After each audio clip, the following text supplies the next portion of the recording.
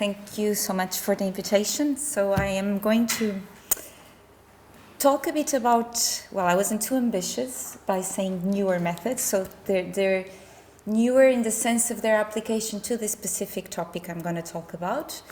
Transportation and the spatial economy, in particular the impact on the spatial distribution of economic activity due to investment in land transport, in particular motorways.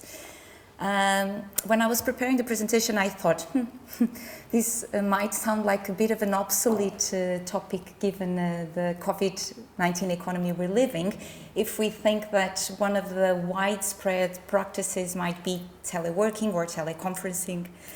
But in fact, even if that was to be the case, most likely that wouldn't be true, because as we briefly touched upon in the discussion in one of the previous sessions, even research looking at the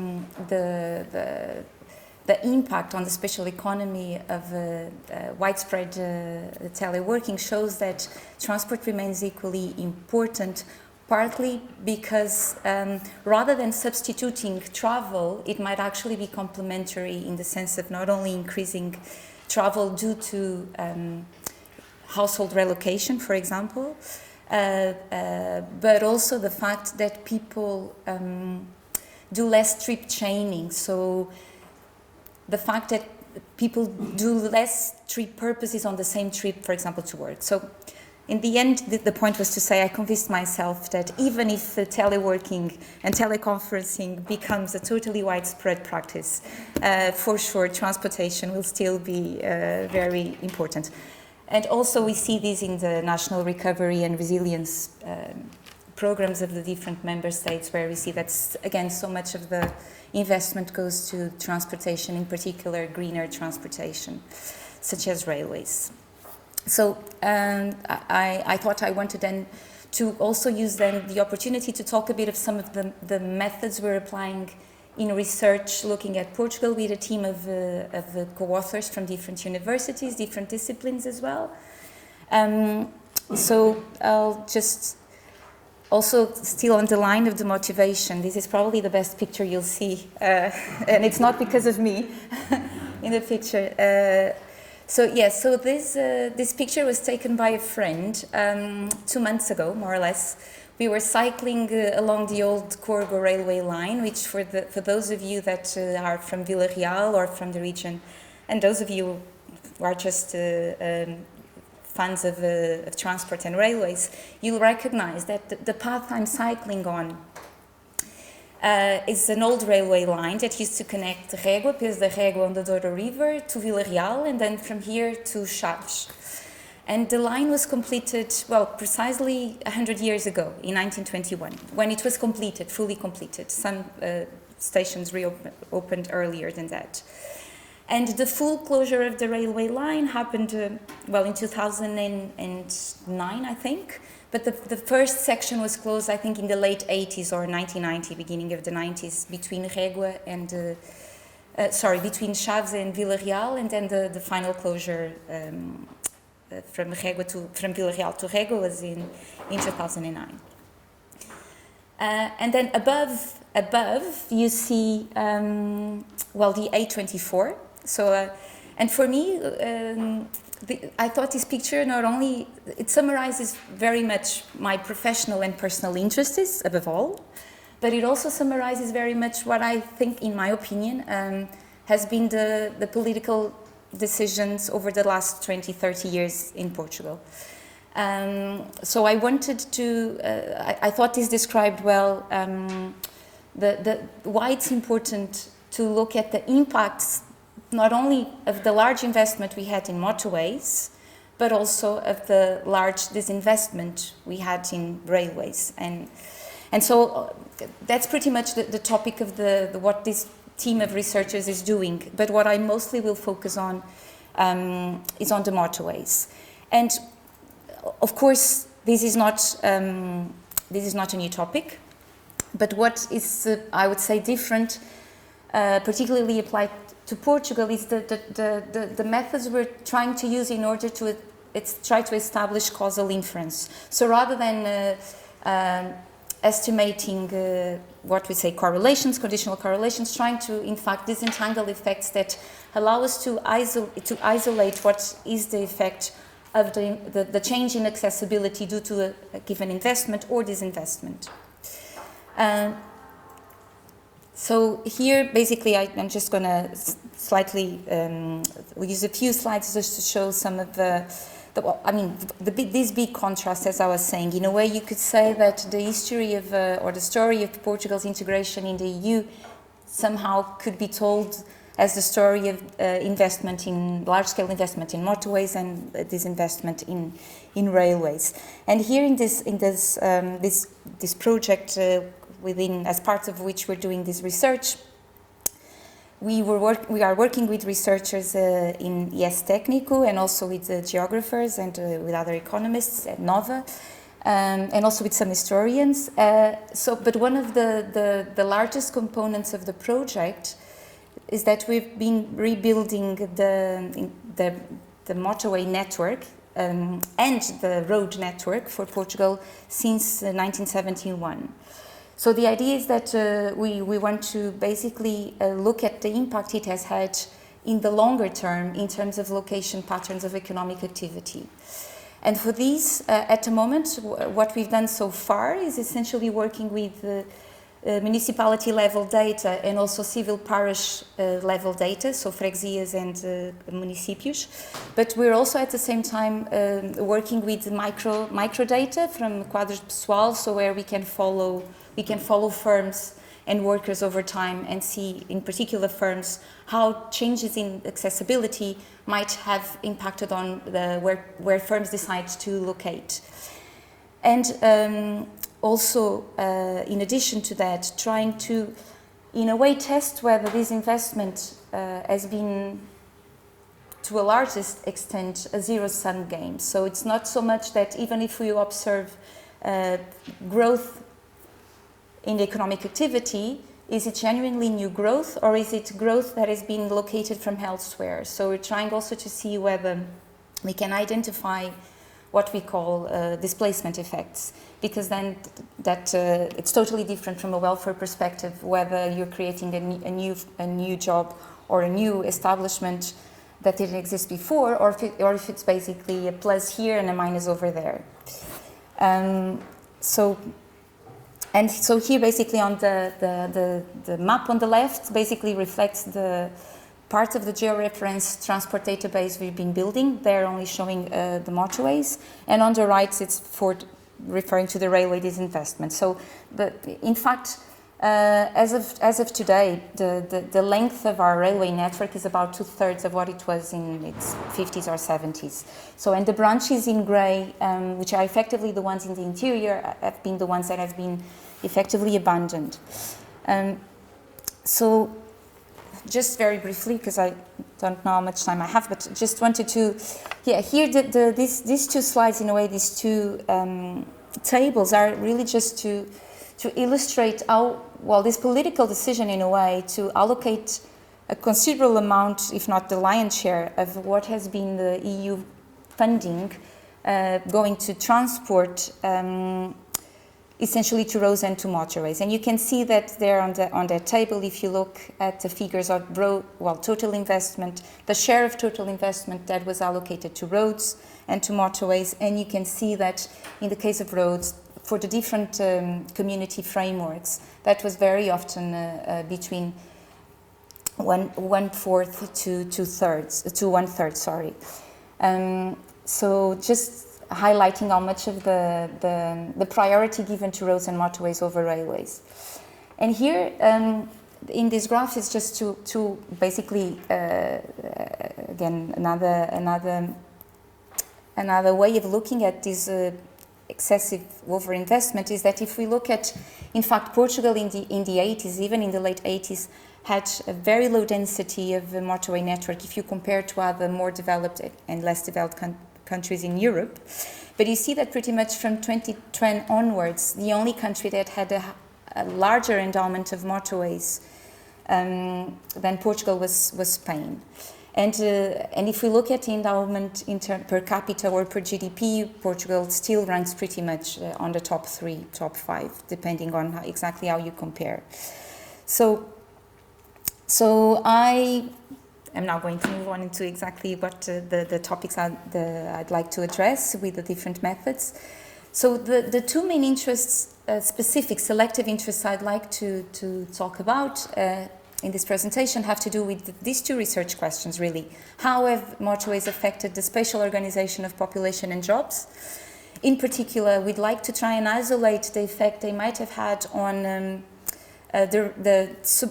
reinforcing a process that was already happening of suburbanization, but at the same time with some elements of heterogeneity across the country. And then a second element that relates to also to the impact that this investment in motorways has had in terms of rural depopulation or rural decline or not, in terms of how it has changed the effective proximity of rural areas to the urban hierarchy.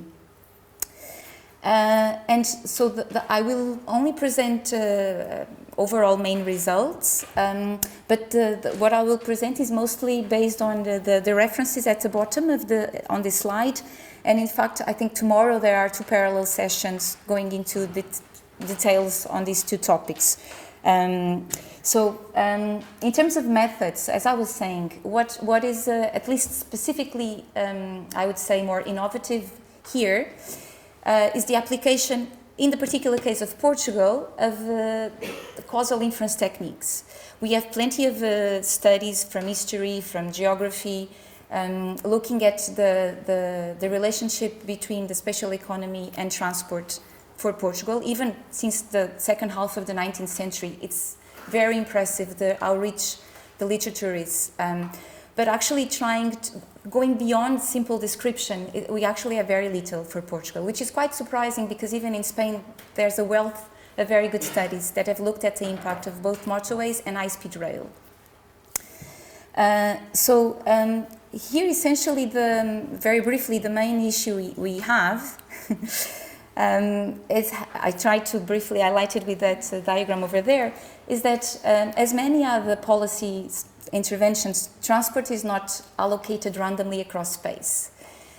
So if we're trying to measure the causal effect between the investment in transport and how it has changed the relative accessibility on the location of the economic activity, then we have at least 2 big issues. The first issue is what we typically call reverse causality, so that the fact that we're trying to measure the impact of transport on the economic outcome, but transport may itself have been allocated spatially as a function of the level of economic performance of the regions, of the different regions, either because they're growing a lot and they need more transport to relieve bottleneck, or because, and this is very often the narrative in the case of EU cohesion policy and regional policy, using transport as in endogenous growth models, theory-like, as a way of helping these lagging regions to converge, to grow and catch up with more fast-performing regions.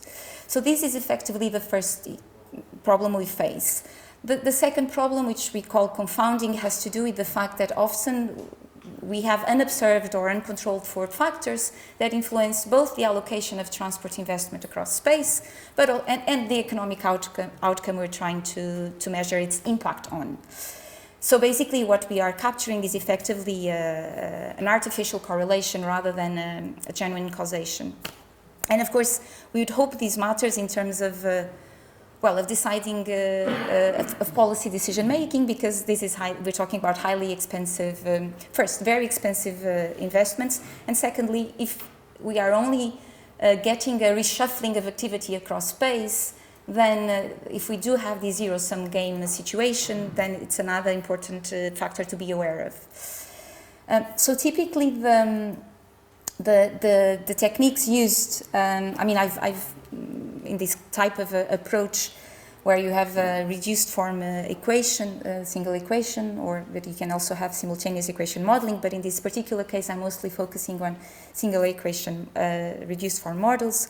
We have typically these instrumental variables, and this has been possibly, I would say, the most commonly used approach. So effectively here, the idea is that we use variables that correlate very well, that they help explain, they influence the contemporaneous investment or the contemporaneous transport network, but they cannot explain contemporaneous level of economic performance. And in the case of this literature, the most common approach has been to use instruments based on historical roads. So, for example, Roman roads, or Bourbon roads, or plans, so road plans. So plans that in the end were not, so we use the routes of plans that effectively did not take place. And you can also use other measures that are good proxies for the least cost route, which should be exogenous to the economic outcome. And this is the most, I think for data reasons, it's one of the most used approaches. Then the other approach is, well, in fact, what they all share in common is trying to, effectively, I could sum it up like this, is trying to build a counterfactual, an appropriate counterfactual that can be compared with the regions that receive the treatment. So ultimately, all of these other methods in consequential places, difference in differences, propensity score matching, regression, discontinuity design, or identification through natural experiments, in varying degrees, they try to do this. So and they can be combined as well. So for example, there is in the case of inconsequential units or inconsequential units approach, what the assumption for exogeneity here, what it builds on, or its assumption, is that we basically select the sample of cities connected along the way between the main hubs by assuming that, well, there is always an underlying assumption that they were chosen not so much because of their local characteristics, but because they were the most obvious choices to follow along the route between the hubs. So these can be used as additional robustness tests. In the case of the propensity score matching, which is surprisingly not very often used, although I don't see why it's speculation here, but I don't see why it's not used more often. Effectively, what I do is that we try to first model the propensity or the probability that a given region will receive an investment based on its characteristics. And then we use that propensity score that basically tells us whether, given those characteristics, a given region is more likely or less likely to receive the investment. We use then the score to match treated regions with non-treated regions. And then basically the mean differences would be the magnitude of the effect, the genuine effect of transport investment on the economic outcome. And regression discontinuity design works in a way that generally it requires having a rule that decides who's eligible to receive the investment. And then what we do is that we treat that rule, the threshold or the cutoff point, as being somehow arbitrary, which means that we can actually treat the immediate neighbors, the ones that were eligible. So say, for example, if we're deciding to allocate an employment subsidy to regions that have an employment just 5% or above, and all of the regions with less than 5% are not eligible, what we can do is simply compare the regions that are immediately below the 5%. So we just use that discontinuity there is a bit of an arbitrary cutoff point. And then again, we compare the outcomes between those. Many of these methods, they very much follow the econometric or microeconometric literature on treatment or treatment evaluation or program evaluation. So in a way, that's what they're trying to do. The identification through natural experiments, which would be the ideal, the golden standard, and actually there's two recent papers looking at Portugal using this approach. Basically, what here we try and do is that we try to use exogenous variation from a given event, say, for example, change in an administrative rule, and use that to identify the group of controls. So the recent work using exactly this has been done actually on motorways, looking at the impact that the introduction of fees on the previous motorways free of fees, so there's Scoot. So at the end of 2011, during the Troika intervention in Portugal, there was basically an introduction of fees along these motorways. And the introduction of these fees is totally exogenous from a point of view of the infrastructure, of the accessibility, and the outcome is totally an exogenous shock. So you can treat it as a natural experiment and then compare what the impact of a reduction, in this case an increase in transport costs, is by comparing the before and after, temporarily and also geographically. So this is generally the nicest cut you can get, but it's difficult to find this type of events. So generally what happens is that we try and combine the different methods to try and see whether the results we get may be getting close to what we might feel comfortable enough or confident enough to say that they approximate a causal effect. So on the first, then I'll move to, how much time do I have? -5. No, come on, it's not possible.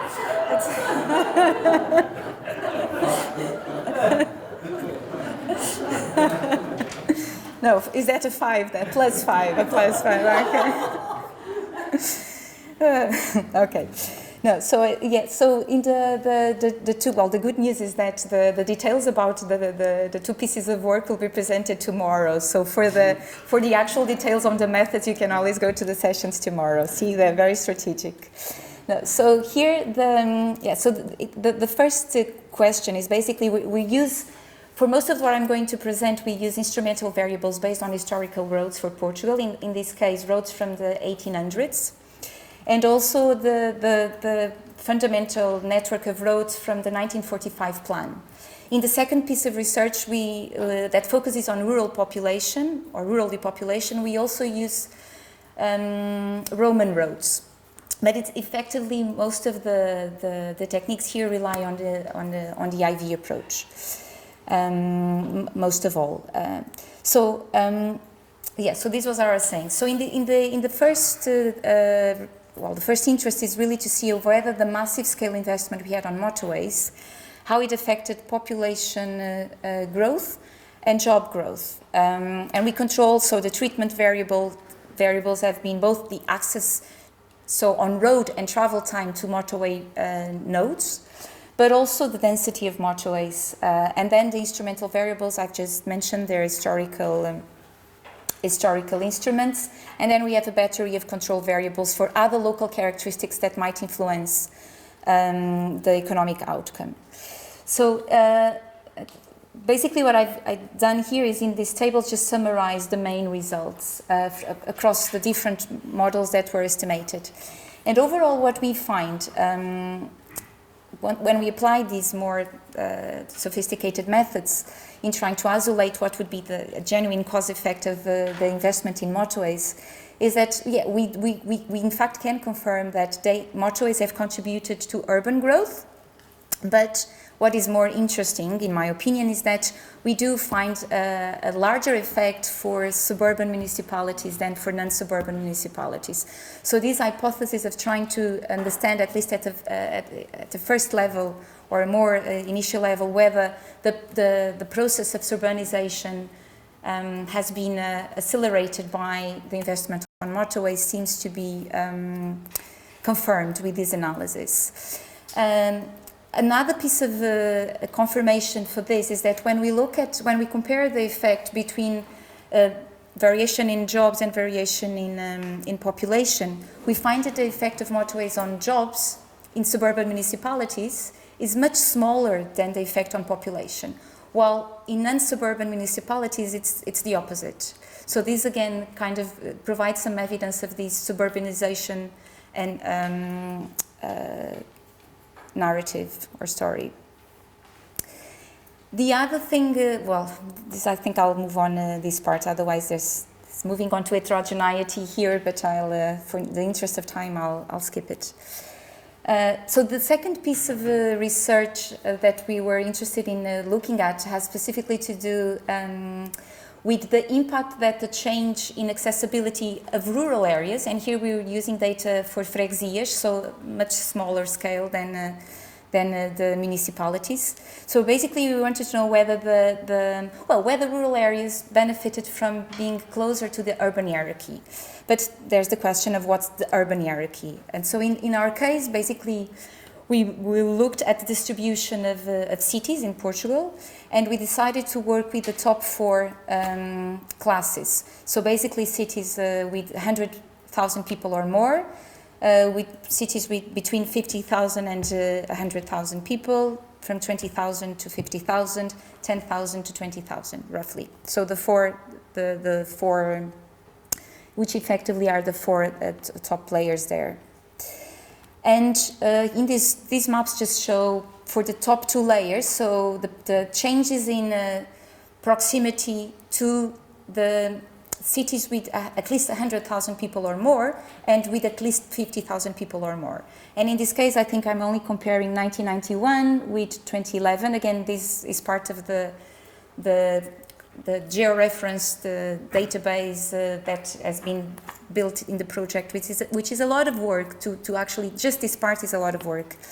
But so, again, here we also use instrumental variables, but here the variable is slightly different, a variable of interest, because here what we're looking at is the change in travel time from each rural area, rural civil parish, to the nearest city across the urban hierarchy. Again, we control for other characteristics of the rural regions, so we're just trying to isolate the effect of the change in proximity to the urban hierarchy. And here, just highlighting what for us was perhaps the most interesting result. Again, this is just a summary across various model specifications. Effectively, what we found is that we find that there is a positive influence on rural population of proximity to medium-sized cities. So basically the bottom line message seemed to be, despite the shrinkage across the urban hierarchy, both at the top, but also particularly at the medium level of the urban hierarchy, where we also had a lot of urban shrinkage. Still, the role of medium-sized cities seems to be important for supporting rural population for supporting population growth, or at least sustaining population in the rural hinterlands. So basically, to conclude with this -3 now, the take-home messages and some final thoughts.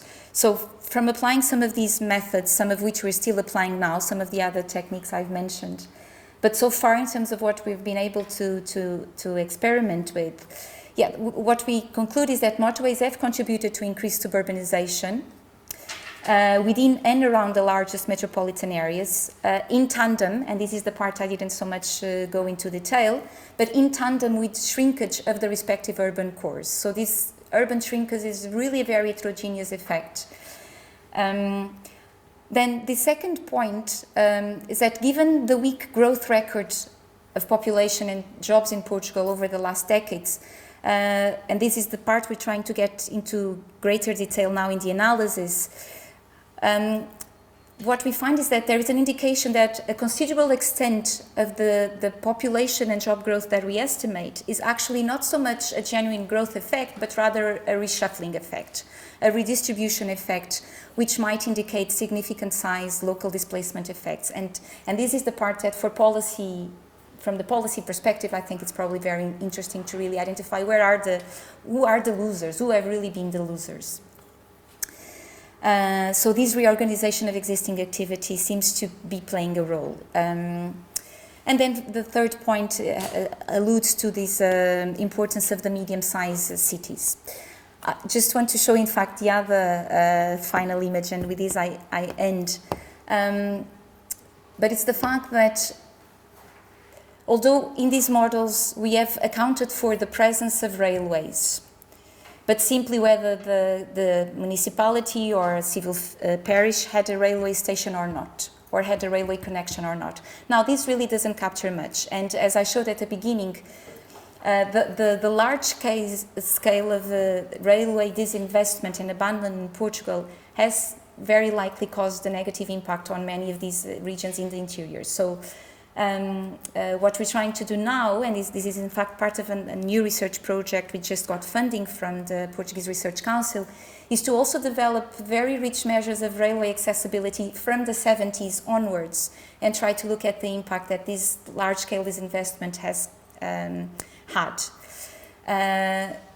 And I think that the timing is good as well, because if we think about, for example, the National Railway Plan that has been recently discussed, the 2014 National Railway Plan, that supposedly will reopen many of the railway lines that were closed that I was showing earlier in a map, then it makes all of the sense to ask the question, well, at first trying to know what has been the impact of closing down these railways while we're deciding which railways we want to open and where. And moreover, given the large scale investment on motorways, how are we going to finance this? Because if railways cannot actually capture demand from the motorways, how are we going to fund this railway investment? So for me, I mean, this is probably the most important question, but I do think that we can only try to begin to answer it if at least we can try and see what have been the social and economic costs of the railway closures. So yeah, apologies, I took now -10, but so that's